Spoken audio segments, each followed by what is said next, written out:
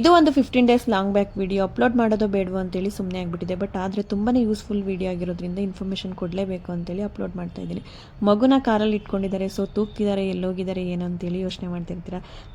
ಇಷ್ಟು ಚಿಕ್ಕ ಮಗುನ ಇಟ್ಕೊಂಡು ನಾವೆಲ್ಲ ಕಡೆ ಓಡಾಡುವಂಥ ಪರಿಸ್ಥಿತಿ ಬಂತು. ನಾವಿವತ್ತು ಮೈಸೂರಿಗೆ ಬಂದಿದ್ದೀವಿ. ನನ್ನ ಮಗಳು ದೊಡ್ಡಳಾದ್ಮೇಲೆ ಮೈಸೂರಿಗೆ ಕರ್ಕೊಂಡೋಗಿ ಫಸ್ಟ್ ಟೈಮ್ ಏನು ತೋರಿಸಿದ್ರಿ ಅಂತ ಹೇಳಿದ್ರೆ ಹಾಸ್ಪಿಟಲ್ ತೋರಿಸಿದ್ದೀವಿ ಅಂತ ಹೇಳಬೇಕು. ಇವತ್ತು ಮೈಸೂರಲ್ಲಿರೋ ಜಯದೇವ ಹಾಸ್ಪಿಟಲ್ಗೆ ಬಂದಿದ್ದೀವಿ. ಇವರು ನಮ್ಮಪ್ಪ heart patient. So actually already one time heart attack ಆಗಿ ಸ್ಟೆಂಟ್ ಹಾಕಿಸಿ ರಿಕವರಿ ಮಾಡಿಸಿದ್ವಿ.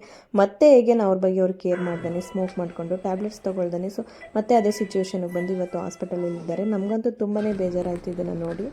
ದೇವರು ತುಂಬಾ ಪರೀಕ್ಷೆ ಮಾಡ್ತಾನೆ. ಸೊ ನಮ್ಮನೇಲಿ ಪ್ರತಿ ವರ್ಷವೂ ಕೂಡ ಯಾರನ್ನಾದ್ರೂ ಈ ಥರ ಹಾಸ್ಪಿಟಲ್ಗೆ ಅಡ್ಮಿಟ್ ಮಾಡ್ಕೊಳ್ಳೋಂಥ ಸಿಚುವೇಶನ್ ಬಂದೇ ಬಿಡುತ್ತೆ. ನಮಗಂತೂ ನೋಡಿ ಬೇಜಾರಾಗ್ಬಿಟ್ಟಿದೆ. ಮೈಸೂರಲ್ಲಿ ಬರೋ ಹಾಸ್ಪಿಟಲ್ನೆಲ್ಲ ಕೂಡ ಸುತ್ತಬಿಟ್ಟಿದ್ದೀವಿ. ಸೊ ಇವ್ರಿಗೆ ಎಷ್ಟು ಹೇಳಿದ್ರು ಕೂಡ ಕೇಳ್ತಾನೆ ಇರಲಿಲ್ಲ, ತುಂಬಾ ನೆಗ್ಲೆಕ್ಟ್ ಮಾಡ್ತಿದ್ರು. ಯಾರೆಲ್ಲ ಹಾರ್ಟ್ ಪೇಷಂಟ್ ಇದ್ದೀರಾ ದಯವಿಟ್ಟು ಕರೆಕ್ಟ್ ಟೈಮ್ಗೆ ಹಾಸ್ಪಿಟಲ್ಗೆ ತೋರಿಸಿ ಟ್ಯಾಬ್ಲೆಟ್ನ ತೊಗೊಳ್ಳಿ, ನೆಗ್ಲೆಕ್ಟ್ ಮಾಡಬೇಡಿ ಯಾರು ಕೂಡ.